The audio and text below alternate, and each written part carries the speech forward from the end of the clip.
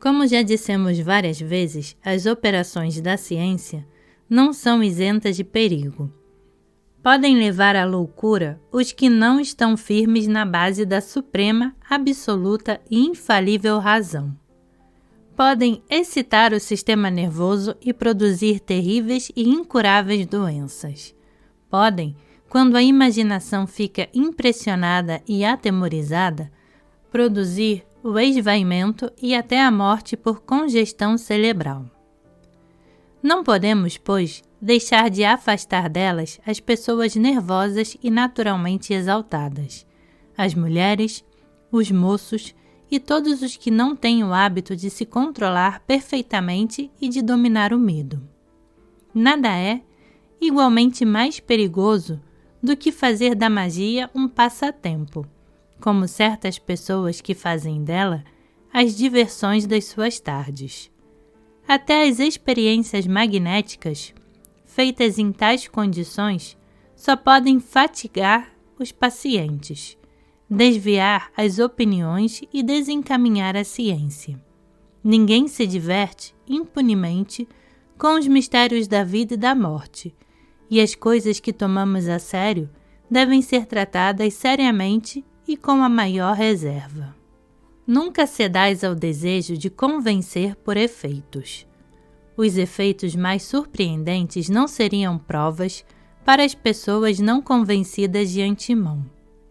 Sempre poderiam atribuí-los a prestígios naturais e considerar o mago como um concorrente mais ou menos correto de Robert Houdin ou de Hamilton. Pedir prodígios para acreditar na ciência é mostrar-se indigno ou incapaz da ciência. Sancta sanctis. Não vos vanglorieis das obras que operastes, embora tivesseis ressuscitado mortos. Temei a perseguição.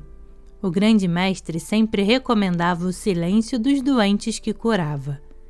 E se este silêncio tivesse sido guardado fielmente, não teriam crucificado o iniciador antes da conclusão da sua obra. Meditai sobre a 12ª figura das chaves do tarô. Pensai no grande símbolo de Prometeu e calai-vos. Todos os magos que divulgaram as suas obras morreram de morte violenta, e diversos foram reduzidos ao suicídio, como Cardan, Kroepfer, Cagliostro e tantos outros. O mago deve viver no retiro e deixar dificilmente que se aproximem dele. É o que representa o símbolo da 9ª chave do tarô, em que o iniciado é figurado por um eremita inteiramente envolto em seu manto. Todavia, este retiro não deve ser o isolamento. Ele precisa de devotamentos e amizades, mas deve escolhê-las com cuidado e conservá-las a todo preço. Deve ter uma outra profissão que não seja a de mago. A magia não é um ofício. Para se entregar à magia cerimonial, é preciso estar sem preocupações inquietadoras. É preciso poder adquirir todos os instrumentos da ciência e, se for possível, saber confeccioná-los por si mesmo. É preciso, enfim, ter um laboratório inacessível, em que nunca possa temer ser surpreendido ou perturbado. Depois, e a esta condição essencial, é preciso saber equilibrar as forças e conter os impulsos da sua própria iniciativa. É o que representa a 8ª figura das chaves de Hermes, na qual vemos uma mulher assentada entre 2 colunas, tendo numa das mãos uma espada em posição reta e na outra uma balança. Para equilibrar as forças é preciso mantê-las simultaneamente e fazê-las agir alternativamente. Duplação, que é representada pelo emprego da balança. Este arcano é igualmente representado pela dupla cruz dos pentáculos de Pitágoras e de Ezequiel, em que as cruzes são equilibradas umas pelas outras e em que os signos planetários estão sempre em oposição. Assim, Vênus é o equilíbrio das obras de Marte. Mercúrio tempera e realiza as obras do Sol e da Lua. Saturno deve contrabalançar a Júpiter. É por este antagonismo dos antigos deuses que Prometeu, isto é, o gênio da ciência, conseguiu introduzir-se no Olimpo e roubar o fogo do céu. Será preciso falar mais claramente? Quanto mais fordes brando e calmo, tanto mais a vossa cólera terá força. Quanto mais fordes enérgicos, mais a vossa brandura terá preço.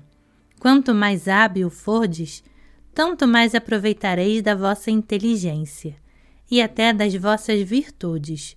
Quanto mais fordes indiferentes, tanto mais fácil vos será fazer-vos amar. Isto é de experiência na ordem moral, e se realiza rigorosamente na esfera da ação. As paixões humanas produzem fatalmente, quando não são dirigidas, os efeitos contrários ao seu desejo desenfreado. O amor excessivo produz a antipatia. O ódio cego anula-se e pune-se a si próprio. A vaidade leva ao rebaixamento e às mais cruéis humilhações. O grande mestre revelava, pois, um mistério da ciência mágica positiva, quando disse: se quiserdes acumular carvões em brasa na cabeça daquele que vos fez mal, perdoai-lhe e fazei-lhe bem. Dirão, talvez, que semelhante perdão é uma hipocrisia e parece muito uma vingança refinada. Mas é preciso lembrar que o mago é soberano. Ora, um soberano nunca se vinga, porque tem o direito de punir. Quando excede este direito, faz o seu dever, e é implacável como a justiça. Notemos bem. Aliás, para que ninguém entenda mal o sentido das minhas palavras, que se trata de castigar o mal pelo bem e de opor a bondade à violência. Se o exercício da virtude é um flagelo para o vício, ninguém tem o direito de pedir que lhe perdoem, ou que tenham piedade das suas fraquezas e dores. Aquele que se entrega às obras da ciência deve fazer cada dia um exercício moderado, abster-se das vigílias muito prolongadas e seguir um regime são e regular. Deve evitar as emanações cadavéricas, a aproximação das águas apodrecidas, os alimentos indigestos ou impuros. Deve principalmente se distrair todos os dias das preocupações mágicas por trabalhos quer de arte, de indústria ou até de ofício.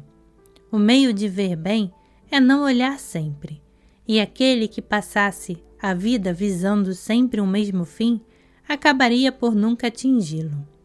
Uma preocupação da qual igualmente nunca devemos esquecer é de nunca operar quando estivermos doentes. As cerimônias sendo, como dissemos, os meios artificiais de criar os hábitos da vontade, deixam de ser necessárias quando estes hábitos estão adquiridos. É neste sentido, e dirigindo-se somente aos adeptos perfeitos, que Paracelso proscreve o seu emprego na sua filosofia oculta. É preciso simplificá-las progressivamente antes de as omitir totalmente, conforme a experiência que a pessoa puder fazer das forças adquiridas e do hábito estabelecido no exercício do querer extranatural.